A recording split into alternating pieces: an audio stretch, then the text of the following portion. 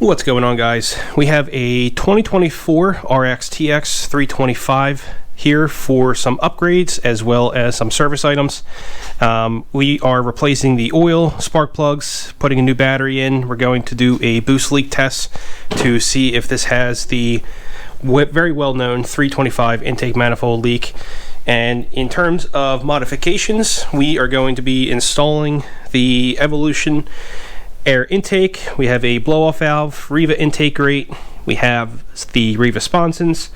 We're also going to be installing a catch can, installing the speed override module from ActiveJet, and we're also going to be installing the depth finder. There's a few other things I forgot to mention as well, but we'll get to that in the video. This one is going to be kind of a mix of a how-to, but it's also a ski that I'm working on this week, and so I'll document everything I'm doing here as well. So without further ado, let's go ahead and get started. I think I'm going to go ahead and swap out the sponsons just because there's no dependencies for that. I am going to be doing the boost leak test, but I need to get the intake out of the way, and I also want to do that before I put the new air intake in. So first off, let's go ahead and swap out the sponsons. Alright, first step is to remove the factory sponsons. These are held in place with 4 T40 bits, so we'll go ahead and back those out real quick. Alright, that should come right off. Okay, that's clean. The next thing we want to do is remove the old silicone. You want to be careful here because, again, this is a acrylic hole. It will spider glass or spider crack and do all kinds of weird stuff if you use cleaners that are not compatible. An example of a non-compatible cleaner is Goof Off, Goo Gone, or even rubbing alcohol in high concentrations. So we're going to be very careful here. In fact, I'm probably not going to use any cleaner at all. I'm just going to remove this all by hand, get it nice and clean, and then I'll wipe it off with some water just to get the dirt and stuff like that off. But first thing you have to do is go ahead and clean the surface. Alright guys, next step is we are going to apply silicone to the back plate here. This is the backer of the new sponson. This is not the sponson itself, and you can see that there's a various amount of holes. These are universal, so these can be used for the RXT-X or the GTX. It will vary depending on which model you're going to. Riva does give you instructions telling you which holes will be used for which. R stands for the RXT-X and the G stands for GTX. So just so I didn't confuse myself, I just marker a little bit. It's a Sharpie so it doesn't stick out on the holes that we're going to be using. That way I know which ones to put silicone around. This is the right side sponson backer, so it's going to mate up against the hole just like that. And the last thing we want is for any water, because this is below the water line, we don't want any water going into the hole through these penetrations. So we're just going to put some silicone. Now this is marine rated silicone that can go below water lines around these holes. That way when this sits up against the hull, no water at all will be able to pass through. Now these sponsons, this backer plate, you can see does have some voids in it, some cavities, and of course Riva thought about that. There is a channel that's cut out that will allow water to pass through, and then there's a drain down here as well. So when this is sitting on the ski, if these cavities fill up with water, it's not a big deal. They will drain on their own. So now that I have these marked, let's go ahead and put some silicone on. Alright, so before we mate this up against the hull, I want to show you some parts here first, because remember, once you press this up against the hull, you don't want to take it on and off and shift around, because you will push the silicone sealant around and it will not seal right. So right off the bat, you can see that the kit does come with 2 different size bolts. You have these larger ones and then you have these smaller ones. These are going to be for the sponson face itself. They will not be for the backer. And then you have these longer ones. These are the ones we are going to use. And then there is also 2 types of washers. There are the flat washers, and then you'll see these that have a kind of bell in them. These are going to be for the sponson face, not for the backer plate. So we are going to use 4 of the longer bolts and the flat washers. Now when you lock these in, we're going to use blue Loctite. We're not going to use red, because in case we ever need to remove these at some point, this is what we're going to use. But more importantly, the backer plates that this will thread into are made of plastic.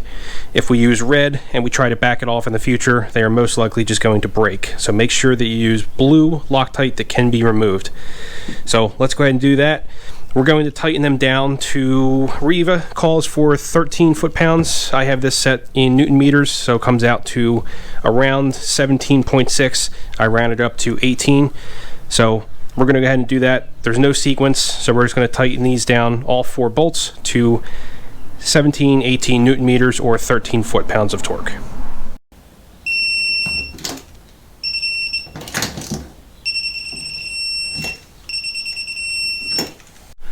Alright, the next step is to simply install the actual sponson faceplate. And this, as you can see, there is some adjustability. The owner for this ski wants them right in the middle. He's going to see how that does, and if we need to make any adjustments, we can. If you have them further down, so if you put the bolt up here, have the sponson lower, you will get more bite, so it's going to feel like it's really digging into the water. But if you put the bolt lower on the sponson faceplate, which would then raise it onto the backer, you can see the sponson's now more out of the water, so you'll get less bite and you'll kind of feel loose, almost like you're skating on ice. So for the sweet spot, we're just going to put it in the middle. So the bolts that they give you are the, like I said earlier, the smaller ones, and then they have a washer that's kind of split curved in the middle. For this, we're also going to torque these down to 13 foot-pounds or about 18 Newton meters. And again, we're also going to use blue Loctite. By the way, guys, I forgot to mention, the faceplate is going to use a standard Allen key size, number 5. It is not going to use the T40 bit that the backing plates used.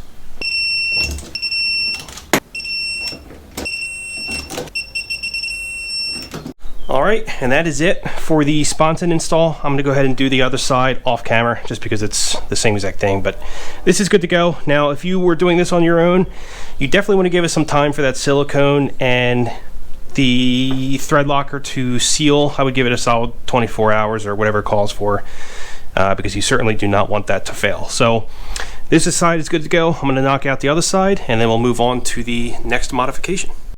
Next up for the installs is the Active Jetsport SCOM.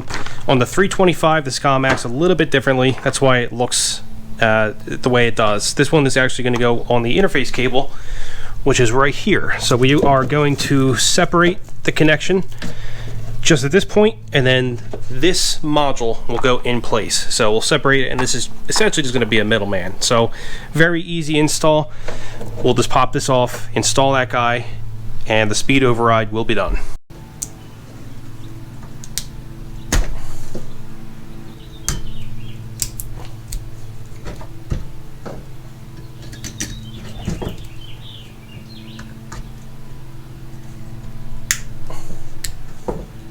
Okay, this is good to go. I'm going to go ahead and zip tie this out of the way.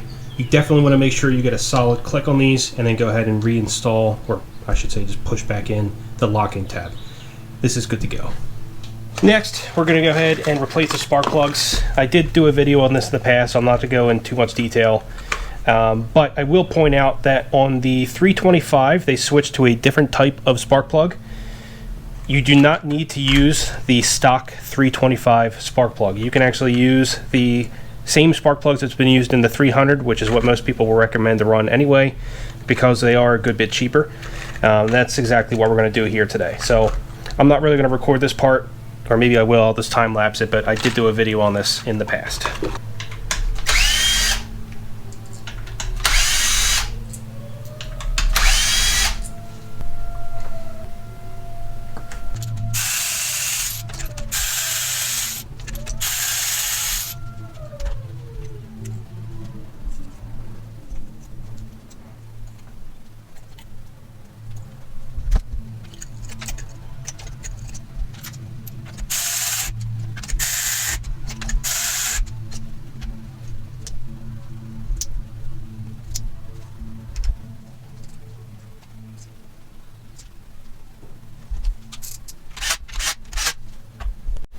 Okay, next thing I'm going to do is program the second key that you got. So I'm going to use buds to do this. I'm sure there's going to be some module updates or something in here as well. So what I have is the interface connector connected to the diagnostic port. I have the key that the ski came with plugged in currently, just so that it can read and wake up and everything. And I'm waiting on buds to come up now. But what I'm going to do is I'll show you how we're going to program the key. We'll go into the key menu, we could program it, do all kinds of things. But also, while I have buds open, I'm going to check the height of the IBR, because one of the concerns he has is that the trim is being bound by the IBR stops, which is, of course, a topic I covered in another video. So I'm going to do a trim all the way up through buds just to see what that looks like, how close it is to the hole, and we'll make an adjustment if we need to. In the meantime, I'm just going to let this thing load up, and I'll show you how we can program a second key. Alright, I have buds open, and you can see there are some module updates. There's an ECU update, IBR, and IBR module, so I'm going to run those updates in a few minutes. But the first thing I'm going to do is go ahead and add a key. So you can see there's 10 key slots. One of them is programmed to the normal mode. So what I'm going to do is go ahead and take the new key here, remove the factory key, install the new one, click OK. I'm going to wake it back up. Okay, and then we are going to change this from learning to normal, and then we're going to add this key. Just give it a few, sometimes it takes a second. Remove key, add it back. Okay, we just removed, re-add the key. The wrong key message went away, which is good. And you can see we now have 2 keys added in here. So he's good to go. He has a duplicate key he can use. All right, the next thing I'm going to do is go to the functions menu. Actually, this thing's going to sleep. Let me just wake it back up. And we are going to go to the move IBR up and down section. We'll click play there. And we are going to move the bucket all the way up. You can hear it moving up.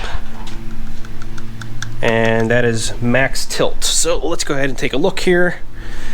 And it's got pretty good range, but as you can see here, I did make a video on this.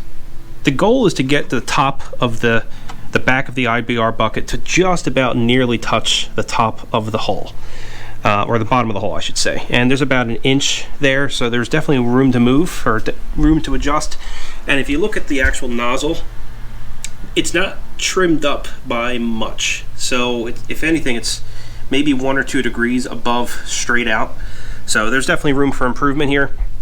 I'm going to go ahead and I'll disconnect the buds after I do the module updates, and we'll go ahead and adjust the stops on here, and then we'll reconnect the buds and do a calibration to adjust it. But I want to show you. So I'm not sure how good it's coming up on camera, but there is about an inch gap in there, and this is maximum up.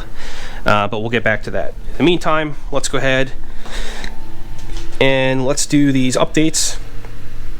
So I'm going to go to the flash screen here, and let's click on, we'll do the ECU first.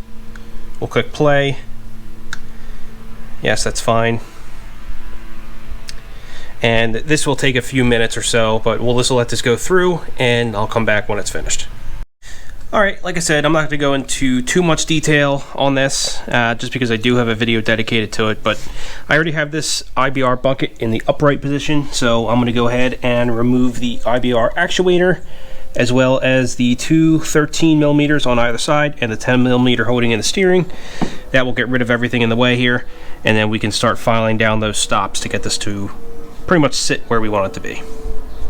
Alright, I have the trim and everything off, so we're just going to go ahead and file down these stops. We'll do a little bit off of either side, and then we'll put the bucket back on and do another test, see how close we can get it. By the way, this is what I was referring to earlier.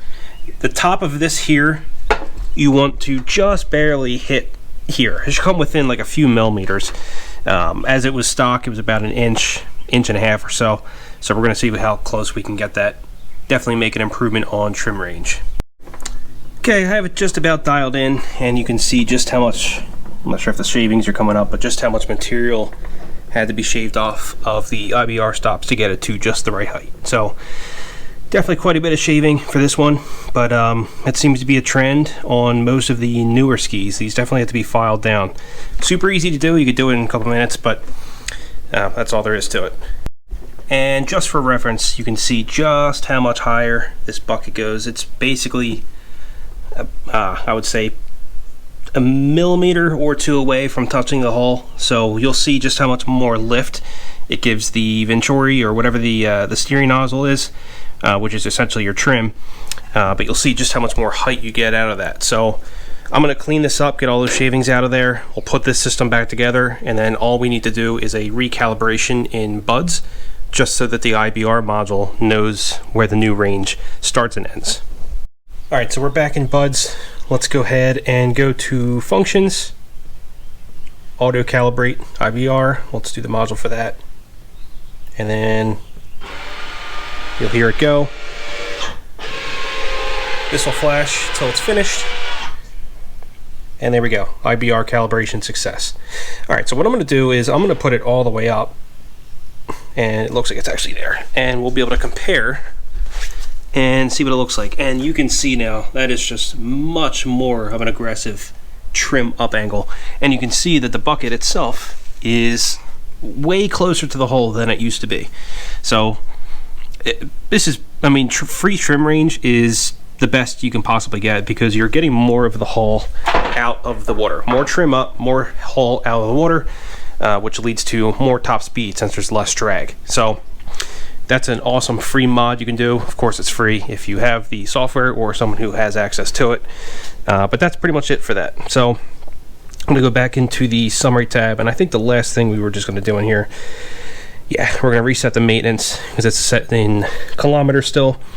But the key's good. You can see all the updates are through. There's no more faults or updates pending or anything like that. So we're pretty much good to go here in buds. I'm just going to update the maintenance time, and then we'll move on to the next modification. Next mod is the active Jetsport Catch Can. This is going to mount on the front of the engine, right where the lift hook is. So we're going to remove this hook. The bracket will attach there, goes in this way, and then catch can will mount to this bracket. So catch cans are pretty straightforward to install. Again, I made a video on this in the past, so I'm not going to go too into detail about it. But this one does have a different location from the Riva and the standard mounts, which mount onto the exhaust manifold. So I'm going to go ahead and install this, and I'll show you what that looks like. In order to get to these 1/4 inch bolts or inverted Turks bolts, you can get in there, but it's kind of tight. So I'm going to remove the elbow for the air intake on this ski since it's coming out anyway. We have a Evolution Performance rear air intake that's going to be installed, so the factory air intake is no longer needed. I'm going to remove this elbow just to get more access to those bolts again, since it's coming out anyway. All right, that intake elbow has been removed, and there's certainly a lot more room to work in here, so I'm going to go ahead and move on and remove those two bolts there. With those two screws and the engine hoist out, you can see the catch can bracket is going to fit nice and clean right there. It will push up against these two wires here, so I'm going to kind of cut the zip ties and move them out of the way just so they don't drag on the harness here. It's a very soft metal. You can see it's well made. It's on a curve there, so I can't imagine abrasion would be an issue, but I certainly don't want to take a gamble there, so we're going to do that anyway. So let's go ahead and get this mounted. Next step is just mount the catch can. You can see there's two mounting pads on the back. That's obviously going to rest up against the mount we just installed. And then there's two 10mm bolts. That's what we're going to use to secure it from the back side. Let's do that.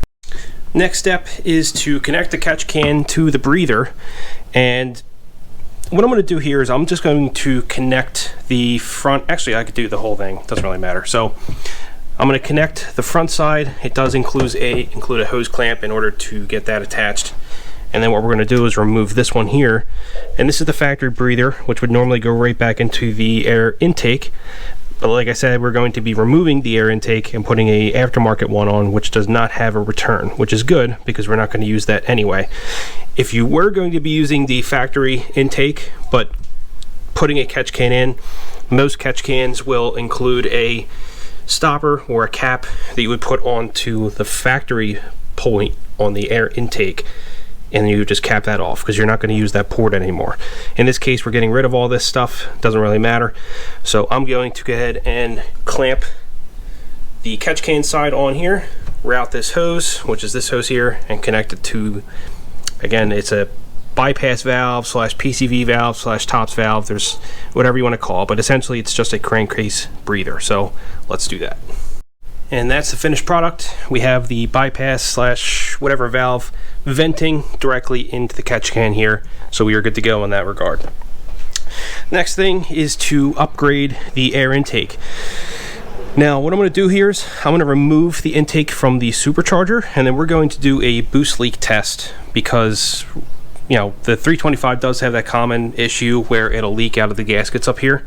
So we're going to see if this has that problem before we do any more with putting the upgraded air intake and the blow-off valve and all that stuff in there. So let's get the factory intake off. This is very simple. We're just going to disconnect the factory bypass valve. I'll probably just pull it off of here since that's all coming out anyway. We'll disconnect it from the supercharger side, get that out of the way, and then we'll do a boost leak test. And I'll show you how that's done. Again, I have a video on that as well, so if you want more details, you can check that out. But we're going to do the boost leak test on here, and then we'll upgrade the rest of the intake system. We have the intake disconnected. Let's go ahead and pull that out. Now we have direct access to the supercharger. And what we're going to do is connect the boost leak tester right to the face of the supercharger.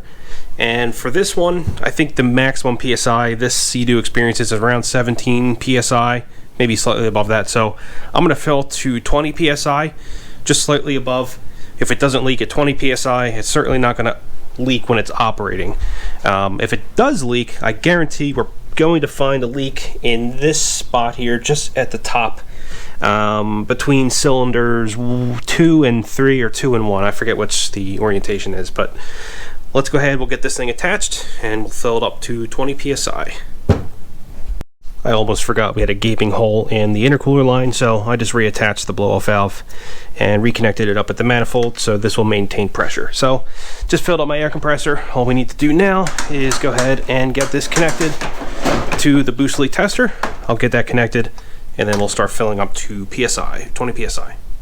All right, we are all connected and ready. Let's go ahead and start to fill this thing up.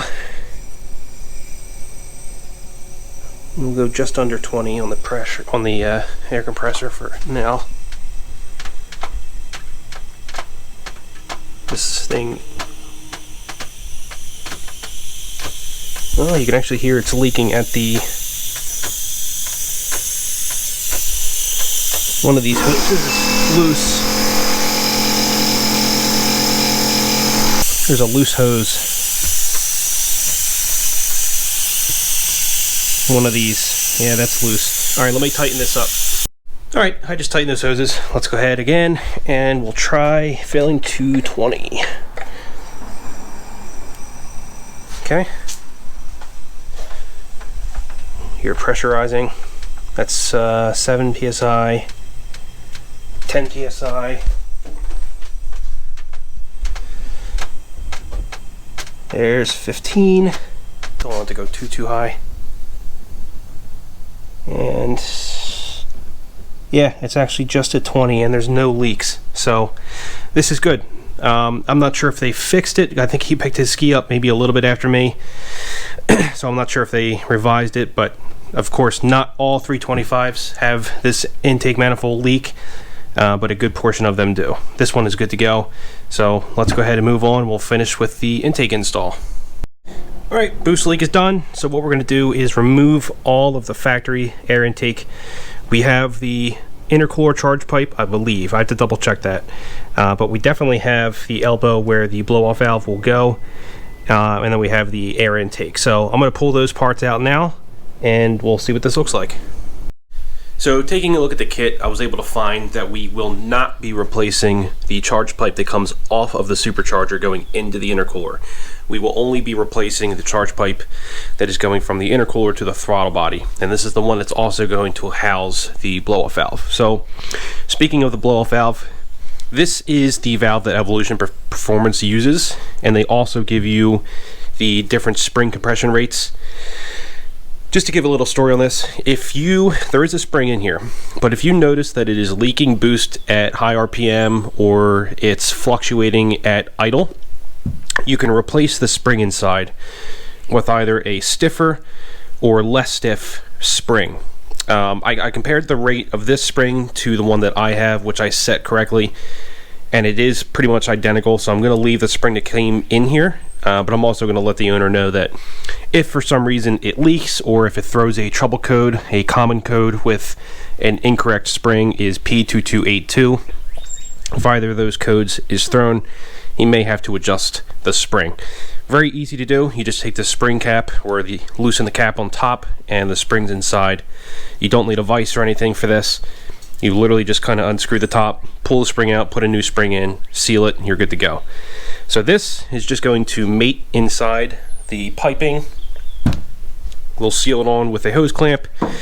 If you aren't going to be running a blow-off valve, you have to run a blow-off valve on a 325, by the way, just because of the way the supercharger is designed. On a 300 and prior, you do not need to run a blow-off valve if you don't want to. You can plug in this cap into there, seal that on, and you'll be all set. Evolution also gives you a cover, so if you wanted to cover the blow-off valve to protect it from scratching and whatnot, you can do that. I'm going to leave it off just because with covers like these, they can trap moisture and it will not let this thing dry. So if you ride salt or whatever, it could lead to corrosion. It's more susceptible to corrosion essentially. So that's pretty much it for this. So what we're going to do is we are going to remove the intake here going to the back from the intercooler. Depending on how tough that is to get off, I may just pull the intercooler to get easier access. I'm going to try not to do that though, because if you're watching this video to do it on your own, obviously the goal is to do less work than you need to. So with that, we'll remove the factory blow-off valve, take that whole system out, and then we'll go ahead and reinstall this new one. Alright, so we have the factory intercooler piping out. What we're going to need to do is remove the clear hose for the blow-off valve off of the stock one, because the aftermarket one is going to use this. And we're also going to remove the front and rear hose clamps, because they were going to be repurposed for the new intercooler line. So what I'm going to do first is I'm actually going to attach the blow-off valve. I'll get that squared away, and then I'll take care of those hose clamps on the front and rear, and then we'll go ahead and get it reinserted onto the intercooler and the throttle body. So something you could do is actually spray fogging oil or some kind of lubricant. You can even use regular engine oil and coat the face of the throttle body and the intercooler where this will slip on. It'll make it so much easier to get into place, because if you're trying to fight it when it's dry, it's kind of a pain. Just lubricate it first. It'll be so much easier. I'm going to go ahead and install that now. The new charge pipe and blow-off valve is installed, and I want to point this out.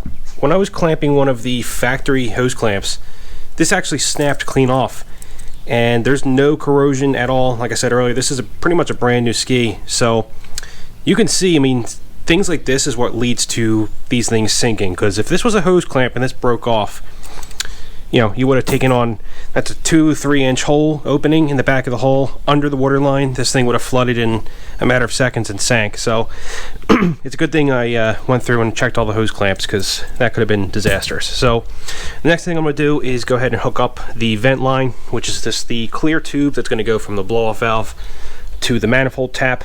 I'm also going to get rid of the factory intake brackets, but I'll keep the screw in just in case he ever wants to go back to stock. And before I install the intake itself that goes onto the supercharger, what I'm going to do first is install the depth finder, which is this guy over here. So he is getting a depth finder installed, and you'll see, I mean, I'm kind of jumping around, but that's how these things go, because if I was to install that intake and then moved on to the next project, which is the depth finder, we're just going to have to remove it again. So I just want to point this out. We are not actually going to be fully installing the depth finder today, because we do not have the gel pad that's going to go between the depth finder itself and the hull, but we are going to kind of get the wiring ready, and we're also going to be installing the bracket, the mount that's going to go at the bottom of the hull. So these are the instructions that BRP gives. We already took care of the whole part where we removed the intake, and what I'm going to do right now, after I get that blow-off valve taken care of, is affix the mount to the bottom of the hull. You want to use something that's permanent, that works with fiberglass, plastic, whatever. We are going to be using 3M 5200. This is a very, very common sealant to use. It's very, very strong. It's a permanent fix, so once this is on there, it'll never come off. We're going to clean the surface using a acetone If we try to use alcohol, it'll nullify this and it will not stick very well. So I'm going to clean the surface right outside of the supercharger with acetone. I'll prep this with 5200. You can see there's grooves that the sealant will sit in, and then we'll go ahead and stick it in there. This takes, it's fast cure, but it takes 24 hours to fully set in. So once we get that in place, we're not going to disturb it, which is perfectly fine because we need to wait for that gel pad to come anyway. So I'm going to go ahead, get that blow off valve taken care of, and then we'll start the process to get this guy installed. All right, and the plate, the mount for the depth finder is in. You can see it sitting there. It's going to be a little bit of a squeeze with the coolant hoses being routed, but they can definitely be moved. So we're going to let that cure for a full 24 hours before we do anything else with it. And like I said, we're still waiting on that gel pad, so there's not much we can do here anyway. So I will start to prep the air intake, which will be mounted in this general area. But the first thing I'm going to do is replace the intake grate, because he did get a Riva Racing intake grate, which is this guy here. So I'm going to go ahead and get this opened and we'll get it prepped for install. Okay, here is the Riva top loader intake grate. It's going to sit in the ski like this. So if you're looking at it from the side profile, that's how it's going to look. To replace this, there's going to be a few parts. You have the two bolts that are easy to get to from underneath the ski. They're sitting right there. And then you're also going to have the front bolt, and this is held in place by a nut that is inside the ski. It's a little hard to see. You actually can't see it at all here, but the supercharger and the drive shaft are covering it. It's pretty much just below the PTO bellows, so you can easily access it if you hold a wrench to the side to keep it in place while you're loosening that bolt from the bottom. Still kind of a pain. It's really a two-person job if you can do that. So once we do that and we take it off, it is held in place by some silicone sealant. We're going to have to kind of just pull it to break it loose. And then we'll get the surface cleaned up, put some new sealant in, and we'll get this torqued back in. There is a torque spec for this, but I will show you what that is once we get to it. So first things first, I'm going to go ahead and remove the stock intake grate. Here's a reference so you can see what a pain it is to get to that one bolt. I have my scope in there so that I can feed the wrench down and try to get it on there. The problem is I don't know what size that bolt is. I'm pretty sure it's this 17, but we'll have to see. And there's no way I can hold this and unbolt it from the bottom, so I'm going to see if my fiance is willing to do the unbolting from the bottom. So stand by for that. My fiance underneath with the electric ratchet, and I'm going to go ahead and try to get that lined up. All right, go ahead.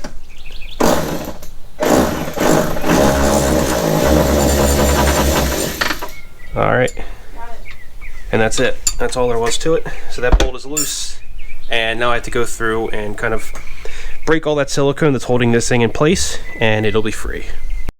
I know it's a little hard because it's hard to see because it's tight down here, but all of the nuts and bolts are out. It's just being held in place with the sealant right now. Easiest way to break this free is to kind of just pull on these bars with your body weight, and it should break free. If not, you may have to put a small pry bar in here just to give a little bit of leverage. Not by much, because you will crack the casting, or even worse, cause damage to the body. But generally, putting your body weight on here is enough to kind of break the seal. So I'm going to do that off camera just so I don't look like an idiot. But let's go ahead and do that, and then we'll start cleaning off the surface. All right, it's mostly loose now. It broke the first seal, so we can go ahead and just pull on it very slowly. And there we go. Of course, there's so much water in there. I'm soaked as usual. But you can see here, that's where the sealant was. And there's also some up at the front as well. But intake grate is off. I'm going to go ahead and get this all cleaned up because we are going to reseal the new plate before we put it in. So before I put the new intake grate in, I kind of want to show you a side-by-side difference to really kind of put an emphasis on what it's doing. So you can see here at just the right height, the middle loader on the Riva grate is much more aggressive and taller than the stock 325. And what that'll do is as you're riding, it'll really try to force water up at the top of the jet pump tunnel, which handles, or which really kind of helps you out in choppy water. When you're in choppy water, the pump is constantly coming in and out of the water, which gives you that hook unhooked feeling, which of course is bad for performance, because when you don't have water passing through the pump, you're not pushing out any water, you're not gaining any speed. So that's where this intake grate really fixes that gap, because you're pumping more water into the top of the grate. The downside is that since this is much more aggressive, has much more of an aggressive lean to it, it's kind of like an air brake or a speed brake in the water. So you're probably going to lose a mile an hour or two off of the top end, which is a compromise you have to make when you're going to install one of these. So the pro is that you get more speed in choppy water because it's more stable, you're pumping more water. The downside is that it's like a speed brake, so you will sacrifice some top end speed when there's minimal chop, when it's basically glass water. So that's what this guy wants to do. So what I'm going to do now is go ahead and fill a ring on the front and rear with Permatex, the right stuff, or something equivalent. Basically just want to use some kind of black gasket maker, similar to what they did here with the factory intake grate. Now there is a torque spec for this. I believe, let's see, according to the Riva instructions, let's see, front and rear for 21 foot-pounds or 28 Newton meters. Definitely want to follow that spec. If it's too loose, this thing can come flying off, which was a problem in 2019. I think it was 2019. There was a recall for it, where the front bolt would come off, this thing would rip down, and it was bad news, bad news, bad news. You can ride instability, it could actually eject you off of the ski, rip the fiberglass off. There was all kinds of bad stuff. At the same time, if you over tighten it, you can crack the casting, or worse, crack the fiberglass that it's mounting into. And the jet pump tunnel is certainly not something that you want to sacrifice with cracking the jet pump or the tunnel, because there's a ton of water passing through there. There's a lot of force, and even a small crack can cause disaster. So certainly want to follow the torque spec for this. So let's go ahead and we'll get this reinstalled. New intake grate is on and torqued down to 28 foot-pounds on the front and rear. As you can see, it is good to go. So it's going to take up to 24 hours for that gasket to dry. Not a big deal for this because the owner's not going to be picking up until next weekend. So everything we're doing will have plenty of time to dry, including the sponson stuff, which is probably done by now. The depth finder bracket, which is not too far off, should be done soon. And of course the ride plate, or the intake grate. So let's go ahead and move on to the intake now. The last thing we have to install is the air intake from Evolution Performance. So obviously we have our elbow here. This is going to attach. The smaller end will go to the bottom of the supercharger, and the air filter will be at the top here. We have a mating surface, which is going to be, we actually have a pad that's going to sit first, but this will mount right there, which will give it a nice clean look, and then the filter is going to mount on the left hand side there, but I'll explain that more in a second. We have a couple different accessories here. These are some plugs. One is for the blow off valve, one is for the catch, in case we have a catch can, we want to block off that return. Since we already have the Evolution Performance blow off valve, we will be using both of these plugs. Top one is where the blow off valve would normally go. The bottom one is where your bypass / PCV valve would attach to. So both of those will be plugged. And then we have the coupler. This is what's going to go in place. We'll have one side that goes into the elbow, and then of course the air filter itself will mate on top of that. And then we have our retaining strap. This is what's going to hold, it's going to mount essentially there and keep the air filter in place. And then we also have a mesh top that we can put on in case we want to repel water. I'm going to leave this off for now, just because there is some tests that show, or studies that show, that this will kind of block airflow, and the only way you're going to get any kind of water that's going to be prevented by this is if you have a copious large amount of water in the bilge, but at that point you have some larger issues. So I'm going to keep this off, but I'll keep it at the side in case the owner wants to put it in. But this should be a relatively straightforward install. I'm not going to document too much of it, but I will show you what it looks like after the fact. But the one thing I have to keep into consideration is that we need to have access to our transducer mount, so when that gel pad comes in I can easily drop that in. So we're just going to do a dry fit for now, and then I'll probably just keep this out until that part arrives. So let's go ahead and get started. Alright, and that is pretty much it. We have the intake installed. I don't have the intake element and the clamp fully torqued down just because I will have to remove this, like I said, but this is what it looks like fully installed. Just like I said, we have the blow off valve and the PCV return blocked off because we already have those things taken care of. But yeah, this is a nice clean install. The Evolution Performance air intake definitely looks pretty sleek. It's very similar to the rear air intake that a lot of people make, where the air filter element will sit just about here. That's what I have on mine. So very, very similar in design. But that's pretty much all there is for it. So just a summary of what we did on the ski. We did the Riva Sponsons, the Riva air intake grate, changed the spark plugs, did an oil change, installed the Catch Can, installed the SCOM from Active Jet. We did a what else did we do? There was quite a bit of stuff we did. Anyway, that's pretty much all for this ski. I probably will make another video once I get to install the depth finder, just because there are some people that install those and need instructions in addition to what BRP gives you. So since this will be here for another week or so, I'll probably make that into a separate video. But other than that, that is pretty much it for this ski. If you guys have any questions at all, please feel free to leave a comment, and I'll be happy to answer you.